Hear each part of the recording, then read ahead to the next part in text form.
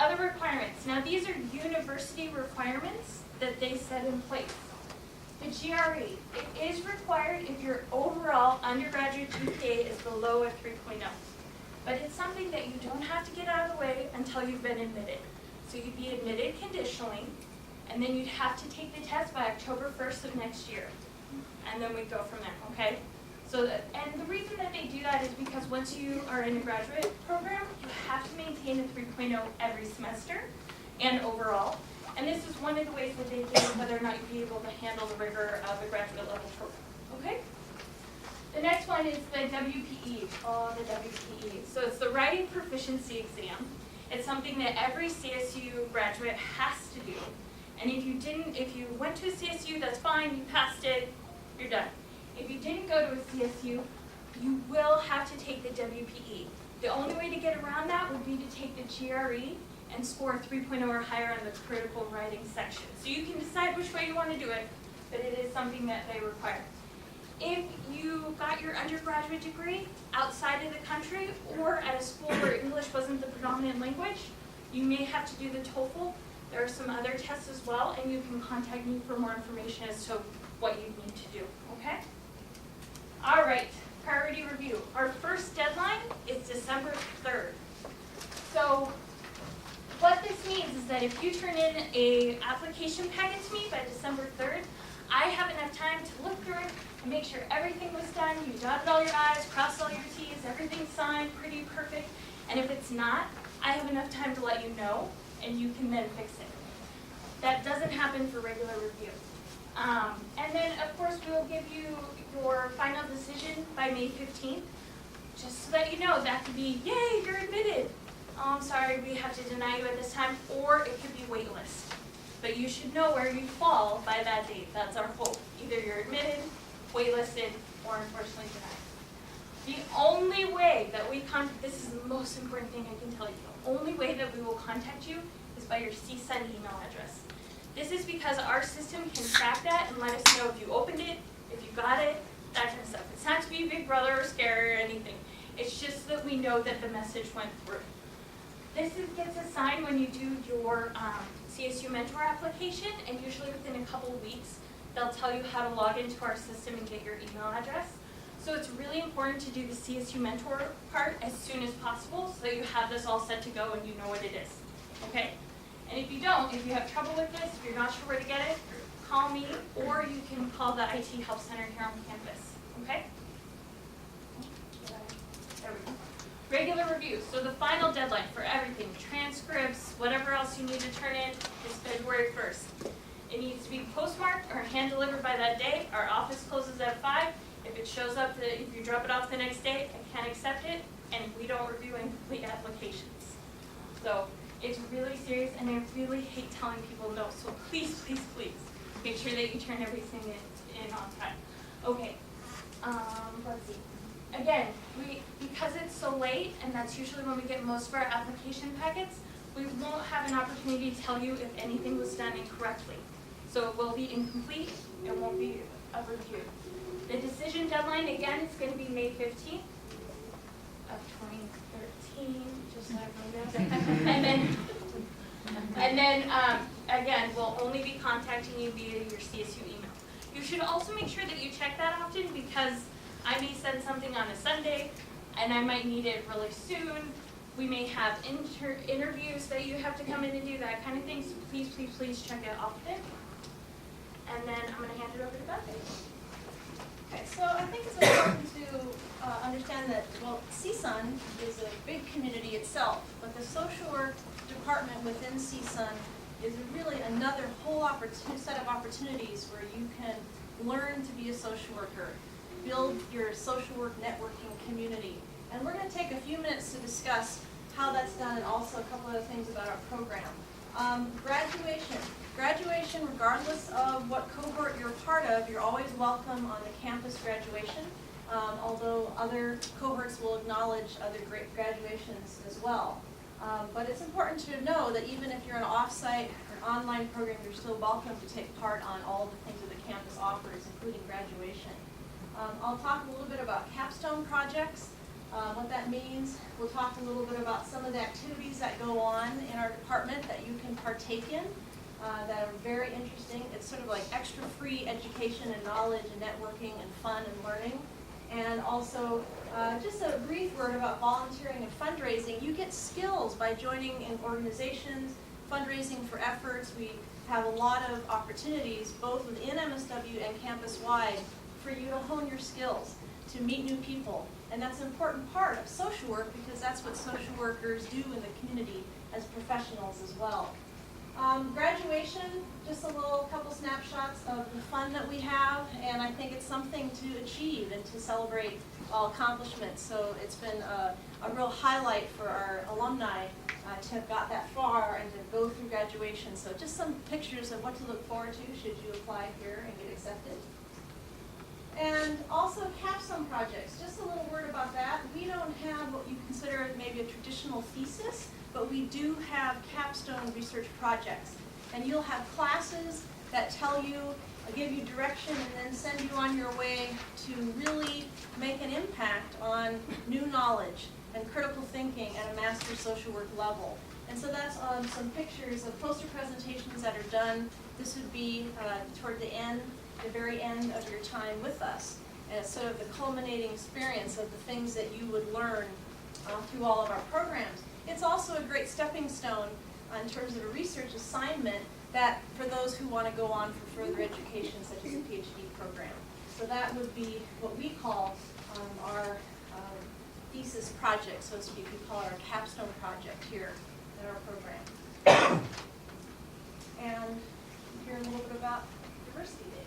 So we have a lot of cool events that are student-driven, student-run. One of the big ones that we do every year is Diversity Day. It is awesome. All of the cohorts come together. It's usually a Saturday in February or March, and you get to pick a subject that you want to go over. Last year we did immigration. We had someone come in that was with the Center of Investigative Reporting. Investigative Reporting. It was a expert that works with reporting about immigration issues and that kind of thing. And then you do breakout sessions, keynote speakers. They did some activism. They had people take a citizenship test so you could kind of see, would you pass? You know, to make you think critically, to make you, dig a little deeper than you might in a class where they're trying to cover a syllabus that's, 20 pages long. So it's a lot of fun.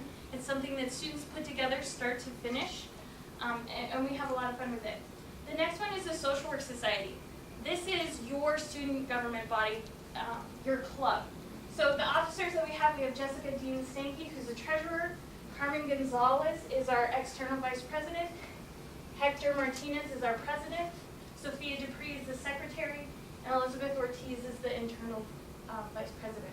So they do walks, they do counting the homeless for the county, all kinds of different activities, mixers, socials, that kind of stuff. They help organize Diversity Day. They help do some other stuff as well.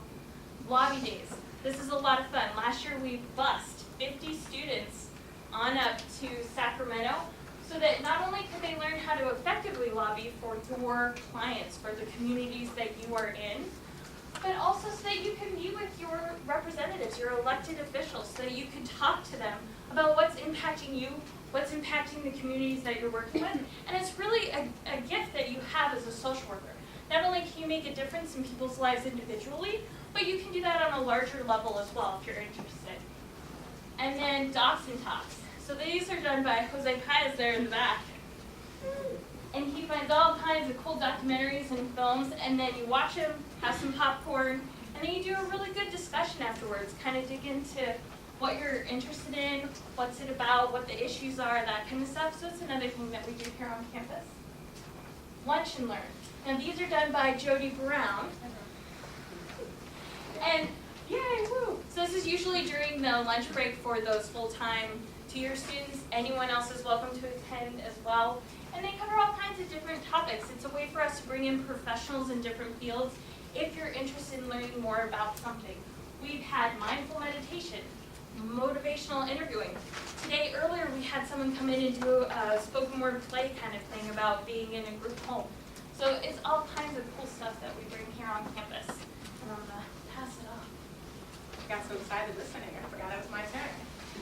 So we want to thank you first and foremost, and we appreciate your interest in the program. This program wouldn't be as fabulous as it is if we didn't have fantastic applicants like you. We also want to let you know where to go with your questions. First, go to the website. Okay, that's the place where you're going to get all of your information. Most of the questions that people have are answered on the website. You can also contact the CSUN MSW department.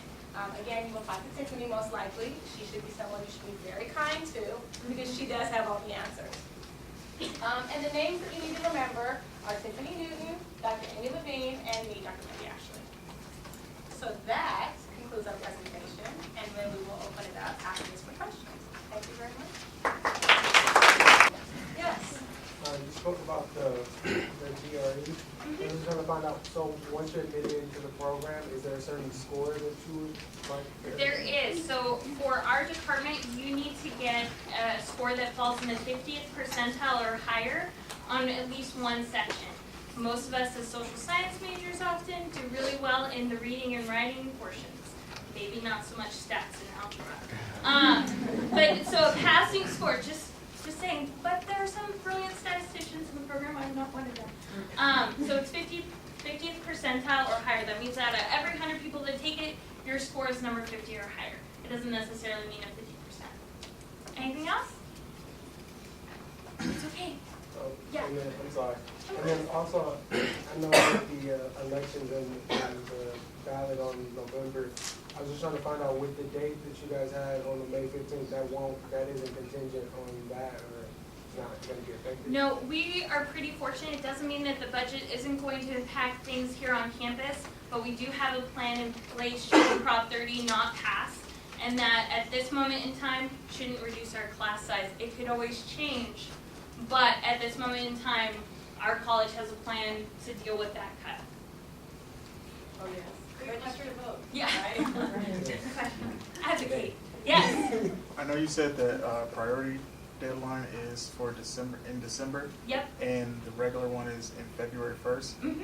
Between that time, I know it's winter break. Are you guys going to still be accepting? Are you guys going to still be here so we can come during winter break? Anything past December 3rd is going to be regular review. If I can, I will let you know if something is missing, but I'm not required to and I may not have time.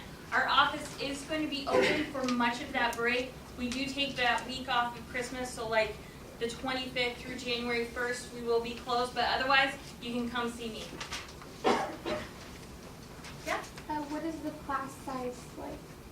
It depends on which class you're in. Some of the academic ones fall between, Anywhere between 15 and 18, typically.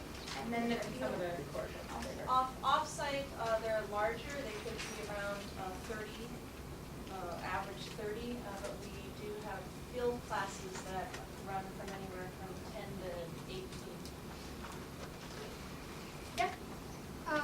Regarding the recommendation letters, when it comes to the professional letter, I didn't quite understood that. I didn't understand what you meant by one professional letter. Okay, so if you have graduated from your undergraduate within the past 5 years, we'd really like to have 2 academic letters and 1 professional. What we mean by academic is a professor, academic advisor, department chair, that kind of thing.